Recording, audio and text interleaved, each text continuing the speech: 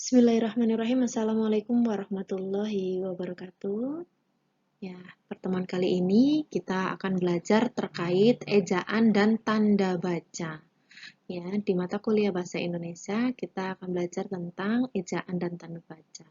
Saya pahami betul saat Anda SMP, SMA pasti sudah pernah belajar ini dan saya yakin Anda sudah pintar-pintar terkait ini.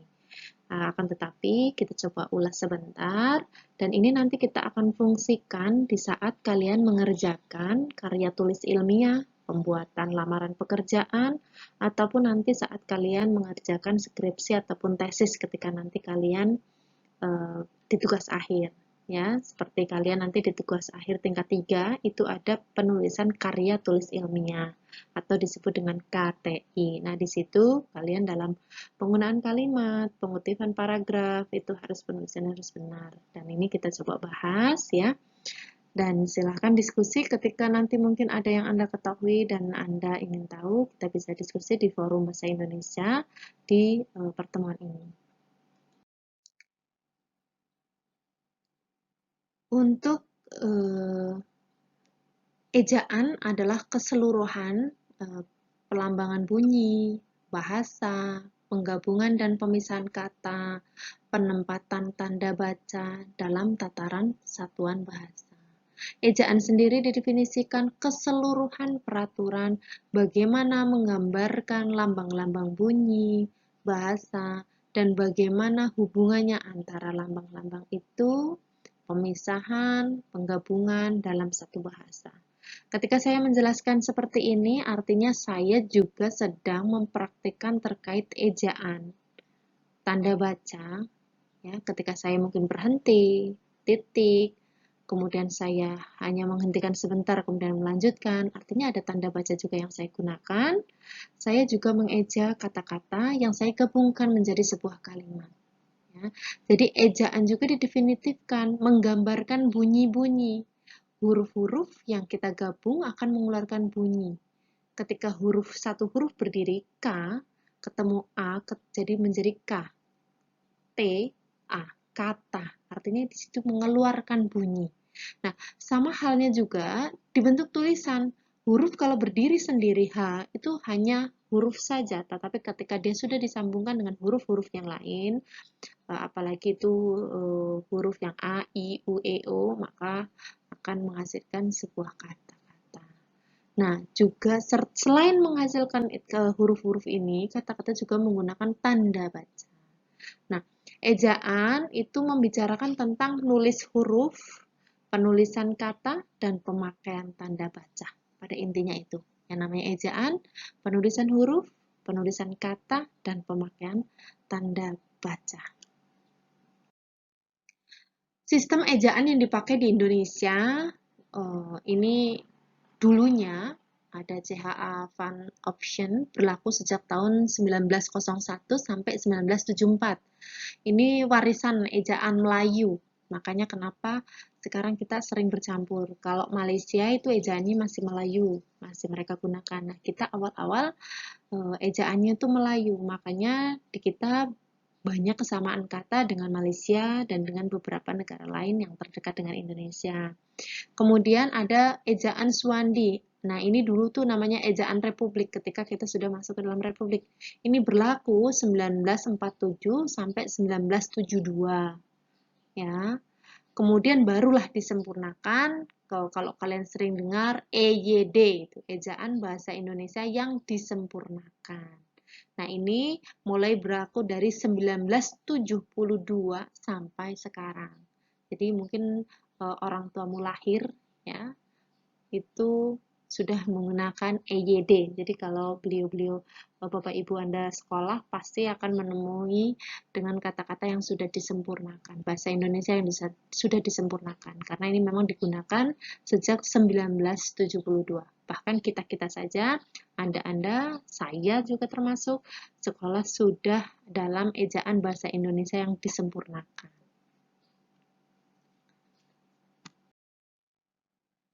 Macam-macam ejaan banyak ya. Tadi ada ejaan Van Option, nama seorang guru dari Belanda yang dia suka banget sama bahasa Indonesia. Ini tahun 1901, makanya mereka suka banget. Kemudian 2 ejaan Suwandi. Ini beliau dulu menteri di Republik Indonesia tahun 1947. Ya, kemudian ada ejaan Melindo. Itu kenapa disebut Melindo? Melayu Indonesia. Ya, itu ejaan ini dipakai tahun 1958. Nah, kemudian ejaan yang disempurnakan atau disebut dengan EYD diresmikan tanggal 16 Agustus 1972. Coba kita lihat ya beberapa contoh, ya kita kenali aja ya. Mungkin saat ini kalau kalian mungkin melihat orang-orang yang sudah sepuh dan beliau mungkin dulunya adalah pejabat, kadang-kadang misalnya bilang Jakarta tuh di Jakarta, atau kalau kita mendengarkan teks proklamasi itu kan Jakarta di Jakarta. Banyak kalimat yang EYD-nya itu agak sedikit berbeda dengan sekarang karena memang EYD kita itu sekarang sudah disempurnakan. Coba kita lihat yang ejaan Van Option sama ejaan Suwandi saja yang belum EYD. Khusus itu dulu nulisnya Koesus, Koesues. Jadi ada OE ya, sedangkan yang ejaannya Suwandi itu jadi khusus, tapi ada hanya. Kalau sekarang kan K, CH diganti K, khusus ya.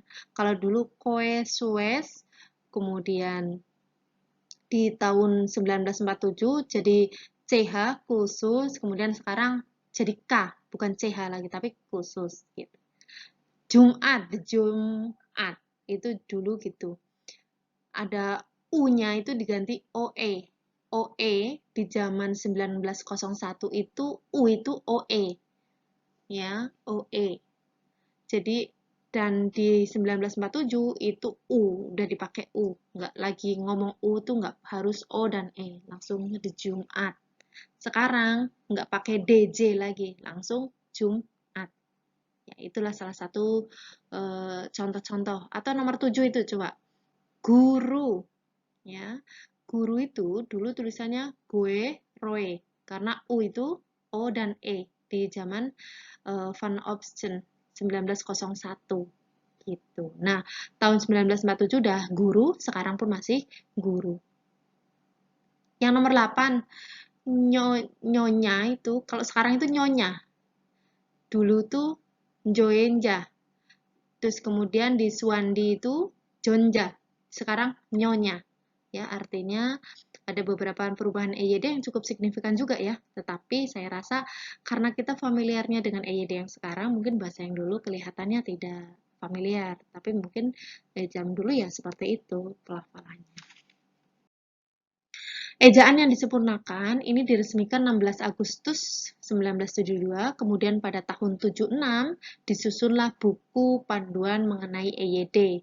Kalau kalian tahu, sekarang itu ada namanya Kamus Besar Bahasa Indonesia gitu ya. Dan kemudian ada panduan EYD ya, salah satunya itu diterbitkan untuk menetapkan bahwa ini loh ya EYD yang benar. Ketika kita melenceng, kita bisa membuka buku itu.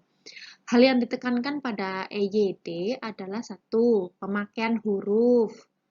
2. Penulisan huruf. 3. Penulisan kata. 4. Penulisan unsur serapan. 5. Pemakaian tanda baca atau punktuasi. Pemakaian tanda baca, jadi kalau nanti kalian dengar kalimat punktuasi, itu pemakaian tanda baca. Oke. Lanjut.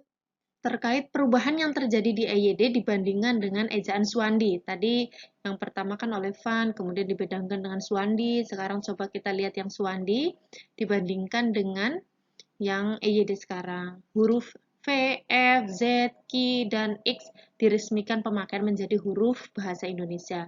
Jadi dulu huruf-huruf kayak gitu tuh nggak ada, tapi sekarang sudah diresmikan jadi huruf bahasa Indonesia. Angka 2 untuk kata ulang. Jadi dulu tuh macam-macam itu tidak perlu ditulis macam.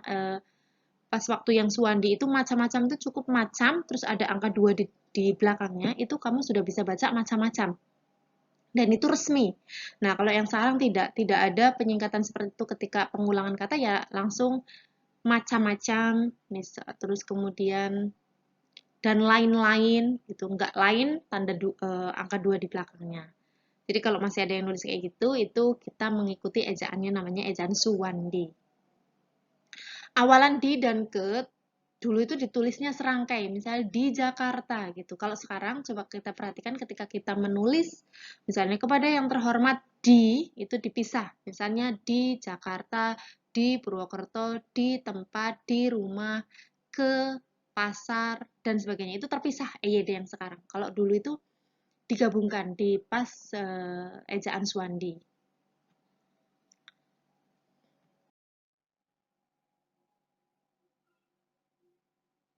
Contoh awalan kata depan, ya. Awalan kata depan itu di depan, ditulis dulunya, ya. Tadi yang sudah saya contohin. Kemudian yang sekarang itu di pasar, di kampus, di meja, ke pasar, ke kampus, ke manapun itu ditulis terpisah. Intinya itu. Beberapa huruf berubah penulisannya. TJ jadi C, tercukup. Dulu ngomong cukup itu pakai TJ, cukup, tercukup. Sekarang cukup. CH jadi KH, khusus. Sekarang khusus. NJ jadi NY, Jonja jadi nyonya. Kemudian SJ jadi SY. Jarat, syarat. DJ jadi J, jalan jadi jalan. J jadi yang dajang, dayang. Ya, kalau kita lihat sih, kalau kita dengar mungkin lebih enak bahasa yang EYD sekarang karena memang kita sudah familiar dengan bahasa yang sekarang. Ini beberapa huruf yang coba saya bandingkan dari Van Option, Suwandi, dan EYD. Perubahannya. Jadi yang J tetap J, terus akhirnya berubah jadi Y, DJ, DJ jadi J, ya, NJ, NJ jadi NY, ya. Ini nanti kalian bisa amati dan silahkan bisa kalian carikan contoh-contohnya. Kita bisa diskusikan itu. Sekarang singkatan dan akronim. Apa itu singkatan? Singkatan adalah bentuk yang dipendekkan yang terdiri atas satu huruf atau lebih. Paling sering kita dengar mungkin yang terhormat itu kita singkat dan itu baku yaitu YTH. Ya. Yang terhormat bisa disingkat menjadi yang YTH. Ya. Akronim itu adalah singkatan yang berupa gabungan huruf awal kata, gabungan suku kata, atau gabungan huruf dan suku kata dari deret kata yang disingkat. Akronim dibaca dan diperlakukan sebagai kata.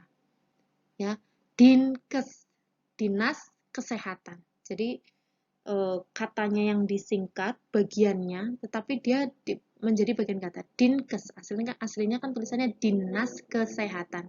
Diringkas menjadi Dinkes. Gitu. Ya. Sampai sini semoga dipahami. Kita akan lanjut beberapa poin selanjutnya. Nah, kita belajar tentang lafal singkatan dan kata. Ya. AC, kalau lafal tidak bakunya tuh ASE, kalau lafal bakunya AC, ya. BBC itu lafal tidak bakunya BBC pakai SE, kalau bakunya itu pakai C, ya. Jadi BBC. Link LNG. Nah, sekarang G-nya itu G dan E itu di bakunya itu GE bukan GI.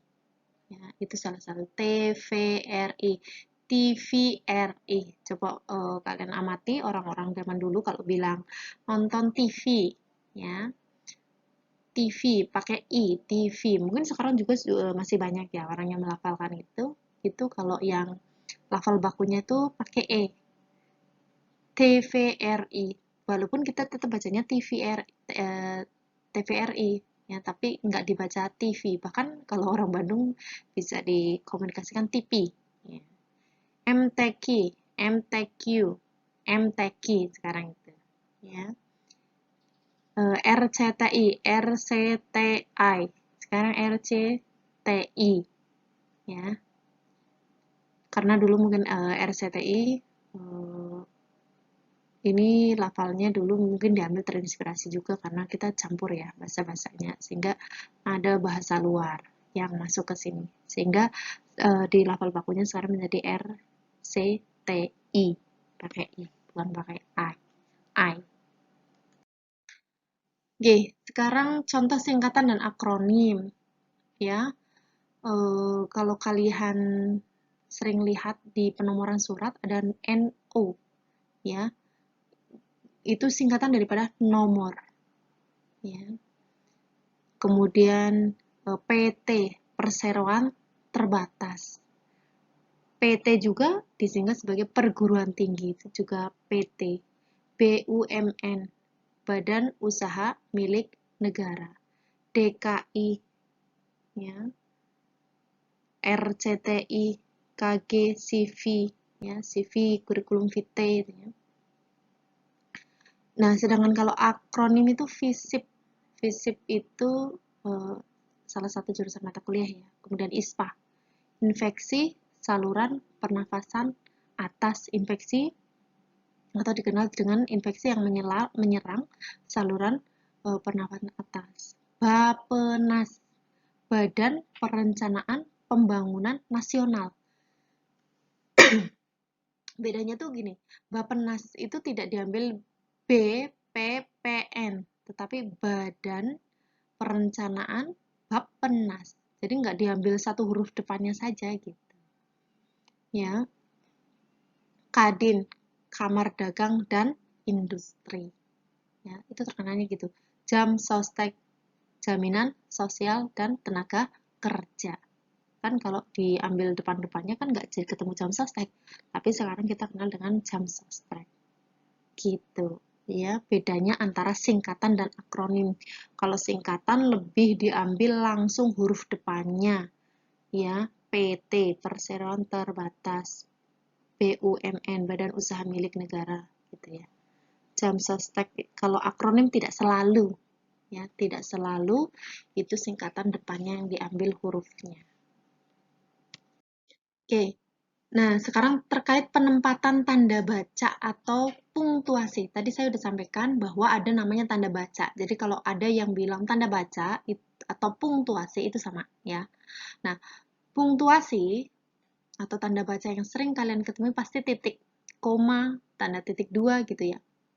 Ternyata tanda baca itu banyak. Ya, titik satu itu tanda titik, koma itu ada garisnya ke bawah ya. Tanda titik dua, tanda titik koma, tanda titik-titik atau elipsis, tanda tanya kalau untuk kalimat tanya, tanda seru untuk kalimat penegasan ya, tanda kurung ketika mungkin mengurung sesuatu singkatan dan sebagainya, tanda hubung teman-teman itu tanda tengahnya, atau tanda pisah ya, tanda petik tunggal, tanda petik ganda, tanda kurung siku, tanda ulang angka 2, tanda apostrof. Ternyata itu tandanya banyak. Ya, nanti silakan aplikatif-aplikatif ini ada pada kalimat-kalimat. Tanda titik nih coba. Tanda titik itu untuk mengakhiri sebuah kalimat yang bukan pertanyaan atau seruan. Di manakah Anda hari ini? Itu berarti tanda tanya, berarti bukan titik terakhirnya. Ya, ketika saya menjelaskan ini lebih banyak saya gunakan tanda titik ataupun tanda koma karena saya bisa berhenti sebentar kemudian melanjutkan, itu pasti koma yang saya pakai. Tapi kalau saya selesai menjelaskan itu artinya tanda titik. Tapi ketika ada perlu penegasan, tanda seru. Ketika perlu ada tanda tanya, kita gunakan kalimat tanya. Ya.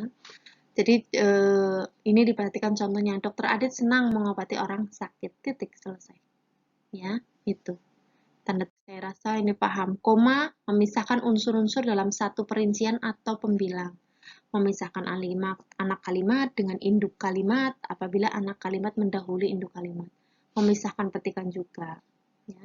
Jadi ketika saya menjelaskan, coba perhatikan ya, ketika ada penghentian sebentar, kemudian saya lanjutkan, berarti mungkin saya sedang menjelaskan sebuah penjelasan tentang tanda baca ini. Saya jelaskan depannya dulu, kemudian saya tegaskan di belakang, itu bisa jadi kebanyakan yang saya pakai adalah koma. Ada tanda baca seru, dipakai sesudah ungkapan atau pernyataan berupa seruan atau perintah atau yang menggambarkan kesungguhan atau ketidakpercayaan. Jangan letakkan benda itu di depan saya. Antara perintah dan seruan. Ya, itu. Jadi contoh kalimatnya. Tanda titik koma memisahkan bagian-bagian kalimat yang sejenis atau setara. Hari makin sore, kami belum selesai juga. Ya, artinya dalam satu waktu itu dia makin sore dan pekerjaannya belum selesai. Desi sibuk bernyanyi, ibu sibuk bekerja di dapur, sedangkan adik bermain bola. Penulisannya sebetulnya harusnya seperti itu. Ya. Kemudian tanda titik dua pada akhir suatu pernyataan lengkap bila diikuti rangkaian atau pemerian pada kata atau ungkapan yang memerlukan pemerian. Dalam teks drama sesudah kata yang menunjukkan pelaku dalam percakapan. Contohnya nih, Fakultas Ekonomi UPN Jogja memiliki 3 jurusan. Titik 2. Atau dia menggantikan yaitu gitu, akuntansi, manajemen, dan ilmu ekonomi gitu. Tanda baca sambung, menyambung unsur-unsur. Nah, itu udah contohnya tuh unsur-unsur. Anak-anak, kawan-kawan, ya itu tanda sambung. Merangkai unsur-unsur bahasa Indonesia dengan unsur bahasa asing. Tanda elipsis atau titiknya 3 menggambarkan kalimat yang terputus-putus, menunjukkan bahwa satu petikan atau bagian yang dihilangkan. Berikut adalah yang termasuk Fakultas Gunadarma adalah Fakultas Ekonomi, Fakultas titik-titik, ya fakultas. Nah, Alhamdulillah titik-titik-titik. Ada sesuatu yang hentian sebentar. Kedua kuda itu berjalan dengan cepat sampai-sampai orang tidak bisa mengendalikannya. Ya. Kemudian itu yang bisa saya jelaskan terkait tanda baca, ya. Dan silahkan nanti ketika ada sesuatu kalian bisa diskusikan di grup atau yang sudah disediakan, ya. Untuk pertemuan ini saya cukupkan sekian. Jadikanlah membaca buku jadi bagian harianmu, maka kau akan temui keindahan ilmu. Ya, itu pesan saya, banyak-banyakin baca buku, karena dengan membaca kamu akan mengetahui dengan banyak hal. Semakin banyak baca buku, kita akan merasa semakin banyak yang tidak kita ketahui. Itu saja, wabillahi taufiq wal hidayah. Wassalamualaikum warahmatullahi wabarakatuh.